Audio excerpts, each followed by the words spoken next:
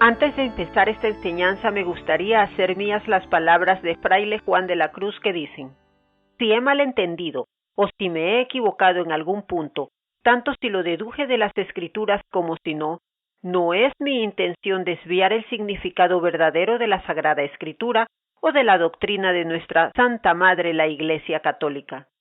Si hubiera algún error, me someto completamente a la Iglesia, incluso a cualquiera que sea más competente que yo en este tema. En el nombre del Padre, del Hijo y del Espíritu Santo. Amén. Padre nuestro que estás en el cielo, santificado sea tu nombre. Venga a nosotros tu reino. Hágase tu voluntad en la tierra como en el cielo. Danos hoy nuestro pan de cada día. Perdona nuestras ofensas, como también nosotros perdonamos a los que nos ofenden. Y no nos dejes caer en la tentación, y líbranos del mal. Amén. En el nombre del Padre, del Hijo y del Espíritu Santo. Amén. Hola, buenos días, buenas tardes, buenas noches, mis queridos hermanos, de acuerdo al lugar donde se encuentren en el momento en que lleguen a ver esta transmisión. Les saluda su amiga Priscila de la Cruz en una nueva reflexión. Estamos miércoles de la primera semana de tiempo ordinario y la reflexión de hoy la he titulado: Aquí estoy, Señor, para hacer tu voluntad. El Señor nos habla y nosotros reconocemos su voz. Somos sus ovejas y las ovejas reconocen la voz de su pastor. Vamos entonces a leer las lecturas en donde el Señor nos ha hablado. La primera de lectura corresponde al libro de Samuel y dice: en los tiempos en que el joven Samuel servía al Señor a las órdenes de Elí, la palabra de Dios se dejaba oír raras veces, y no eran frecuentes las visiones. Los ojos de Elí se habían debilitado y ya casi no podía ver. Una noche, cuando aún no se había apagado la lámpara del Señor, estaba Elí acostado en su habitación y Samuel en la suya, dentro del santuario donde se encontraba el arca de Dios. El Señor llamó a Samuel y éste respondió: aquí estoy. Fue corriendo a donde estaba Elí y le dijo: aquí estoy, ¿para qué me llamaste? Respondió Elí: yo no te he llamado, vuelve a acostarte. Samuel se fue a acostar. Volvió el Señor a llamarlo y él se levantó.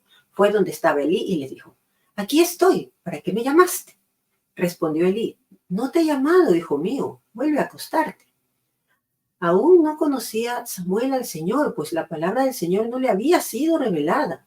Por tercera vez llamó el Señor a Samuel. Este se levantó, fue a donde estaba Elí y le dijo: aquí estoy, ¿para qué me llamaste? Entonces comprendió Elí que era el Señor quien llamaba al joven. Y dijo a Samuel: ve a acostarte, y si te llama alguien, responde: habla, Señor, tu siervo te escucha. Y Samuel se fue a acostar. De nuevo el Señor se presentó y lo llamó como antes: Samuel, Samuel. Este respondió: habla, Señor, tu siervo te escucha. Samuel creció y el Señor estaba con él, y todo lo que el Señor le decía se cumplía. Todo Israel, desde la ciudad de Dan hasta la de Berseba, supo que Samuel estaba acreditado como profeta del Señor. Palabra de Dios, te alabamos, Señor. Vamos entonces a hacer una pequeña reflexión sobre esta lectura, sobre esa lectura donde nos muestran a un joven Samuel, quien empezó a servir al Señor. Recordemos que Samuel fue consagrado por su madre desde que ella pudo concebirlo en oración. De modo que Samuel estaba consagrado al Señor. Pero en ese momento de juventud Samuel no lo conocía. Esta lectura, este pasaje nos muestra la importancia de estar dispuestos a escuchar la voz de Dios en medio del silencio y de esa oscuridad aparente en la que nos encontramos. en un momento en el que las revelaciones divinas eran escasas. El pasaje nos demuestra que no habían visiones, no se había manifestado aparentemente el Señor. Dios decide hacerlo por medio de Samuel, un joven que aún no conocía plenamente al Señor. La lectura lo dice, no le había sido revelado todavía. Sin embargo, el Señor lo eligió. Samuel, en su inocencia, él confundía la voz de Dios con la de Elí, su mentor espiritual, ante quien él acudía diciéndole: aquí estoy, ¿para qué me llamaste? Esta confusión ocurre 3 veces. Entonces Elí comprende que es el Señor a quien estaba llamando el joven. Era el Señor. De modo que le instruye a Samuel diciéndole: cuando te hable esa voz que te llama, contéstale: habla, Señor, tu siervo te escucha. Qué bellísimas palabras, que son las que decimos en el momento que vamos a recibir el Evangelio. Nosotros debemos predisponernos a escuchar esa palabra del Señor y ponernos como siervo. El siervo no corrige, el siervo no pone en duda, el siervo no hace ninguna cosa más que aceptar lo que le dice su Señor. Y nosotros tenemos que tener esa disposición de ser siervos del Señor y escucharlo a nuestro Señor Dios. Él nos habla y nosotros tenemos esa disposición de escuchar, y no solo escuchar, obedecer la voz de Dios. Esta historia de Samuel nos insta a reflexionar sobre nuestra propia capacidad para reconocer la voz de Dios en medio de tantas distracciones, tanto bullicio, tantas opiniones encontradas. En la actualidad hay como una especie de ruido que nos pueda llevar a confundirnos, a no entender cuál es la voz de Dios, qué es lo que nos está diciendo. Es por eso tan importante la oración en el silencio. Es decir, no solo la oración comunitaria, sino también la oración privada. Es importante que nos pongamos en oración, que estemos dispuestos a recibir los mandatos del Señor, que nos oriente. Es el único guía al cual debemos aceptar. Es nuestro pastor. Nuestro Señor nos habla. Y aunque la sociedad nos empuje a distintos lugares que son superficiales, que son vacíos, que no tienen la directriz de Dios, es más, se oponen a Él. Esto nos aleja de lo trascendental, nos empuja a buscar satisfacciones, se puede decir, instantáneas, nos busca a cumplir nuestros propios deseos, nuestro propio ego, creer en mi voz interior, que el niño interior, que mi yo superior, cosas así que he escuchado mucho, que se dice: escucha tu propia voz. Eso no viene de Dios. Debemos escuchar la voz de Dios, porque quien escucha a su propio corazón se engaña a sí mismo. Mucho cuidado. Debemos escuchar la voz de Dios, conectarnos con lo trascendental. Sin embargo, este relato nos indica que Dios nos sigue hablando, aunque sus palabras puedan parecer desapercibidas. En medio de todo el ruido, no escuchamos al Señor. Al responder Samuel: habla, Señor, tu siervo te escucha, nos está dando un modelo de cómo nosotros debemos estar dispuestos con humildad ante la voluntad divina. No cuestionar la voluntad divina. No justificar o rebuscar de lo que nos dice el Señor para hacer lo que nosotros queremos. No, debemos escuchar, obedecer, entregarnos entregarnos con confianza al Señor, pues esta es la clave del crecimiento espiritual, al tener una relación cercana con el Señor, entregándonos totalmente a Él, confiados, pues es nuestro Padre. Así como un niño está confiado en los brazos de su madre, así debemos entregarnos al Señor, sabiendo que no nos va a hacer daño y que cuando Él nos instruye es por nuestro bien, no es para controlarnos, es porque nos ama infinitamente.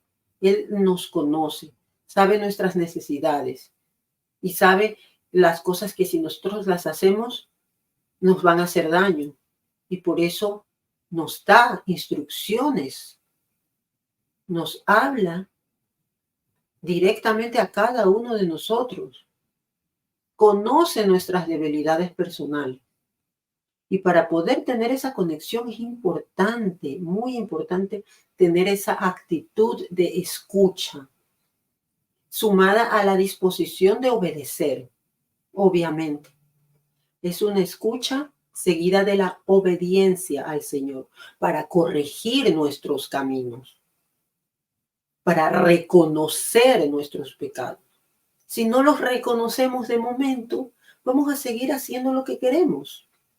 Pero el Señor nos habla y es paciente con nosotros. Nos va a seguir hablando.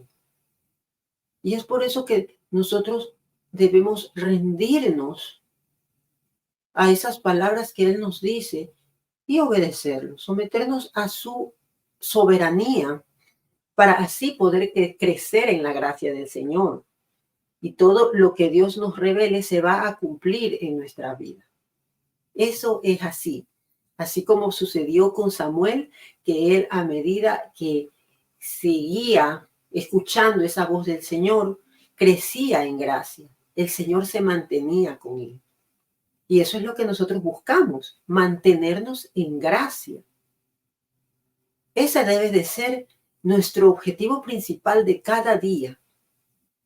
No perder el estado de gracia. Que ese sea el norte que llevemos en nuestra vida. Y el estado de gracia se mantiene cuando mantenemos la amistad con Dios. ¿Y qué nos aleja de Dios? El pecado. De modo que resistimos al pecado y obedecemos al Señor. Bien, vamos ahora sí a ver el Salmo responsorial que nos dice. Primero quiero revisar aquí algo, si está bien. Vamos, Salmo responsorial. Aquí estoy, Señor, para hacer tu voluntad. Esperé en el Señor con gran confianza. Él se inclinó hacia mí y escuchó mis plegarias. Dichoso el hombre que ha puesto su confianza en el Señor y no acude a los idólatras que se extravían con engaños. Aquí estoy, Señor, para hacer tu voluntad. Sacrificios y ofrendas no quisiste. Abriste, en cambio, mis oídos a tu voz. No exigiste holocaustos por la culpa. Así que dije, aquí estoy. Aquí estoy, Señor, para hacer tu voluntad. En tus libros se me ordena hacer tu voluntad. Y esto es, Señor, lo que deseo. Tu ley en medio de mi corazón. Aquí estoy, Señor, para hacer tu voluntad. He anunciado tu justicia en la gran asamblea. No he cerrado mis labios. Tú lo sabes, Señor. Aquí estoy, Señor, para hacer tu voluntad. Este es uno de los salmos que más me toca, es como que narra mi proceso de conversión. Y no es que quiero llevarlo todo a mí, sino que doy el testimonio del cambio, pues sé de dónde yo vengo y de dónde estoy ahora. Y fue en el momento en que escuché la voz de mi Señor. Escuché su llamado y yo le dije, aquí estoy y quiero hacer tu voluntad. Cuando yo desconfiaba de Dios, porque yo quería las cosas así rápido, quería resultados inmediatos, no soportaba la incertidumbre, obviamente acudí, como dice aquí el Salmo, a los idólatras. Es decir, a todo ese tipo de cuentos de brujas, de lectura de cartas, de cualquier cosa. Eso es idolatría. poner otra cosa en lugar de mi Señor, tener una superstición en lugar de tener confianza en Dios. Y eso evita a que uno haga la voluntad de Dios. Él lo que dice es simplemente confía en mí. Y Él no busca sacrificios como los paganos que hacían sacrificios a deidades imaginarias. Él no busca eso. Él lo que busca es que nosotros acudamos a Él, que hagamos su voluntad. Por eso Él se reveló y nos dio mandatos, directrices claras que se reflejan en las Escrituras y que son eternas. Nosotros las obedecemos de corazón. Cuando imprimimos esas leyes en el corazón y las hacemos no por un miedo al infierno, al castigo, sino por amor. Así es como Dios quiere que obedezcamos, no por miedo. Cuando se dice el temor a Dios, no es el temor al castigo de Dios, es el temor a perder su amistad. Hacer que nosotros fuimos partícipes de los flagelos que sufrió nuestro Redentor en su Calvario. No queremos ser parte ya de eso. Estamos arrepentidos y detestamos nuestro pecado pasado. Lo repudiamos y no se nos ocurre volver a hacerlo. Y si en la debilidad humana, nuestra tendencia a esos vicios o apegos desordenados, volvemos a caer, nuestro Señor en su infinita misericordia nos recibe nuevamente en el sacramento de la reconciliación, que está siempre allí disponible para nosotros. Acudamos. No pensemos, ay, es que ya vuelvo a confesar lo mismo, ya hasta vergüenza me da volver a confesar lo mismo. No, nuestro Señor nos ama, pero acude a la confesión, así sea por milésima vez, por el mismo pecado, porque es difícil dejar un pecado y el Señor lo sabe nuestra debilidad. Así que acude, imprime en tu corazón a la ley de Dios, de modo que esa sea tu gusto. Cumplir la ley de Dios lo haces con gusto y no lo ves como una represión. Por lo menos así lo veo yo ahora, que era de las que decía, ay, la religión, el opio de los pueblos, control para las personas. Estaba bien loca, pues no entendía que todo eso era por mi bien. Y por eso estaba yo toda ansiosa, histérica, malhumorada, eternamente. Era porque me faltaba mi Dios, porque había decidido desobedecerlo.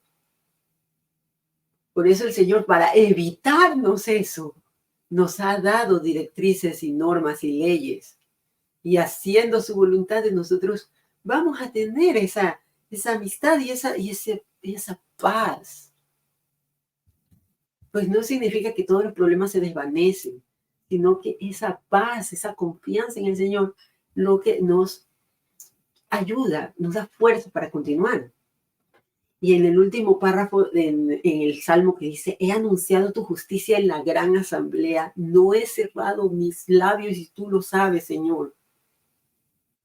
He anunciado tu justicia, anuncio el evangelio a toda criatura que se me acerca. Toda persona. ¿Conoces a Jesús? Yo sí. ¿Quieres que te lo enseñe? Síguelo.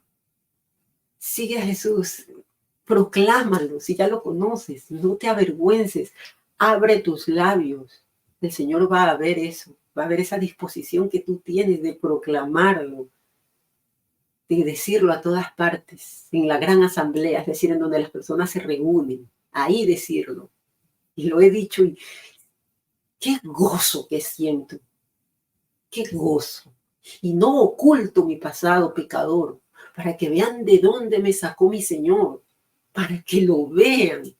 Yo les quiero demostrar cómo yo era. cómo equivocada yo estaba y cómo humildemente he rechazado 30 años de errores. He admitido mis errores y mi Señor lo sabe, que lo he manifestado, que lo he declarado con mis labios y lo he anunciado.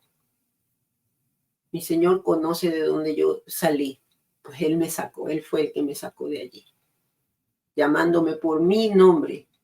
Y yo le contesté, aquí estoy, Señor, para hacer tu voluntad.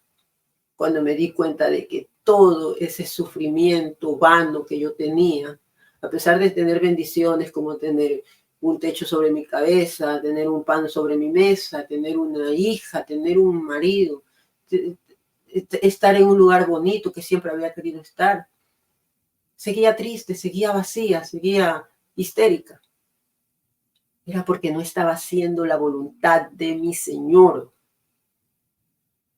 Y si tal vez las personas que necesitan una bendición y acuden a pedir una bendición, es porque ven simplemente las consecuencias de lo que pues, están desobedeciendo la voluntad de Dios y sienten ese vacío, esa ansiedad, esa enfermedad, sienten todas las consecuencias del pecado, pero no saben la raíz.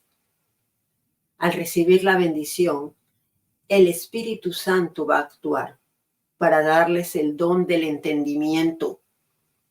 El Espíritu Santo otorga ese don. Y a veces ni siquiera es necesario tener la plena conciencia de eso. Lo que se necesita es que alguien esté orando por ti. Que yo, gracias a Dios, lo tuve. Tuve a mi madre, a mi hermana orando siempre por mí, de modo que finalmente pude doblar rodillas. Porque mi Señor me bendijo por medio de un sacerdote cuando yo estaba en pecado mortal, sin disposición de cambiar. Yo estaba en rebeldía, pero con la constante oración de mi mamá pude vencer ese orgullo y escuchar esa voz de mi Señor cuando me llamó, porque me había estado llamando constantemente, pero yo tenía un ruido interno. Yo prefería escuchar mi propia voz, prefería seguir en idolatría, y por eso obviamente no escuchaba la voz del Señor, porque eso es ruido. Al hacer silencio, al sacar todo eso, solo queda la voz de nuestro Señor, y al escucharlo a Él, uno entiende. Allí uno entiende, debo enderezar mis caminos. Y allí es cuando empieza la renuncia a todo aquello que está mal en nuestra vida. De modo que recibir una bendición es algo maravilloso y es real. Nosotros como católicos creemos en lo sobrenatural, ¿verdad?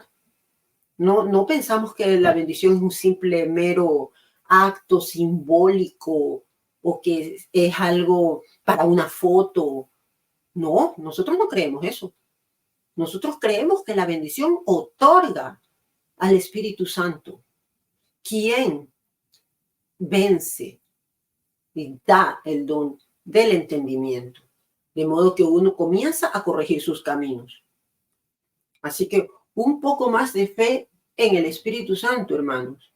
Acude a la bendición, aunque no entiendas qué es lo que está mal en tu vida, solo porque ves que hay algo mal, es decir, ves las consecuencias de tu pecado, recibes la bendición y créelo que el Espíritu Santo va a actuar. Más tarde que temprano va a actuar. No importa el tiempo que se demore. El Señor tiene paciencia. Los tiempos de Dios son perfectos y nosotros no sabemos de eso. Por eso, con plena fe, sigamos orando por la conversión de los pecadores. Sigamos orando. Hay que creer, hay que tener plena confianza en que la oración funciona. Y no pensemos de forma, se puede decir, fariseica, que ya tenemos que ser perfectos, que tenemos que hacer ciertas cosas de cierta manera, pues y despreciar a los que están luchando todavía con el pecado. Así no era como nuestro Señor nos lo predicó. Nuestro Señor que se reunía con prostitutas, con recaudadores de impuestos, cuando hablaba con la mujer adúltera, que lo cual era muy mal visto. Hablar con una mujer de esas era muy mal visto. Él hablaba, salió en su defensa y le imparte una bendición con el propósito de que ella enderece sus caminos, al decirle, vete y no peques más. Y eso es lo que está implícito en una bendición. Ojo con eso, que para eso es, para enderezar los caminos, para llegar a la ansiada santificación. Así que este salmo responsorial nos proporciona un eco perfecto que acompaña la historia de Samuel, con la expresión, aquí estoy, Señor, para hacer tu voluntad.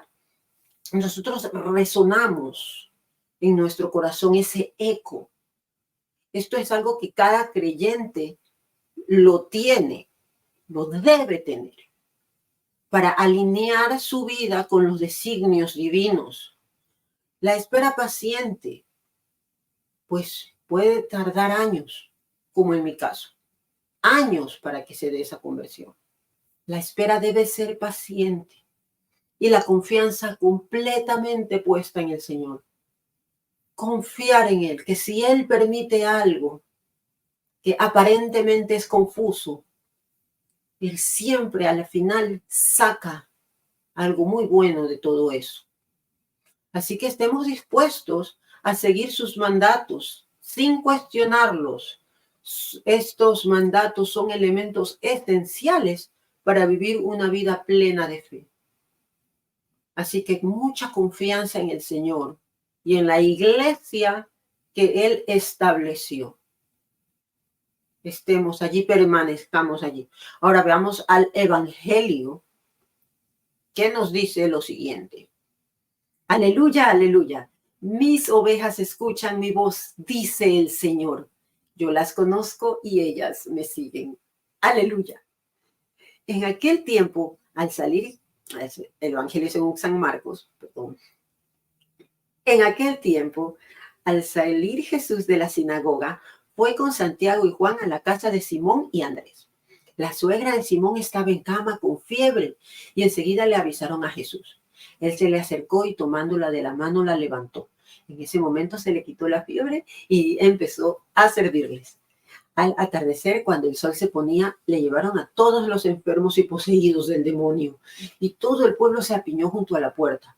Curó a muchos enfermos de diversos males y expulsó a muchos demonios, pero no dejó que los demonios hablaran porque sabían quién era él. De madrugada, cuando todavía estaba muy oscuro, Jesús se levantó, salió y se fue a un lugar solitario donde se puso a orar. Simón y sus compañeros lo fueron a buscar y al encontrarlo le dijeron, todos te andan buscando.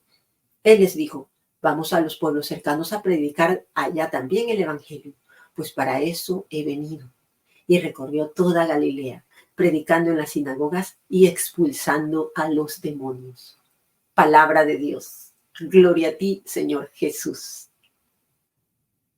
Ay, me encanta ver la vida de Jesús, con cuánto Él vino a servirnos. Él vino como Dios, vino a curarnos. Él vino por los enfermos, por los poseídos por los demonios, por aquellos que estaban endemoniados. Esto quiere decir que su voluntad estaba doblegada por el maligno. Y Él vino por ellos. Y sabiendo que esos demonios iban a entorpecer la misión que tenía nuestro Señor, Él les ordena. Aquí vemos la autoridad de nuestro Señor Jesús al impedir que estos demonios hablen, porque Él sabía que podían dañar todos los planes divinos. nuestro Señor, después de realizar todas estas curaciones y de expulsar los demonios, busca la soledad para orar. Es lo que les decía antes. Siempre el escuchar esa voz de Dios se da en oración.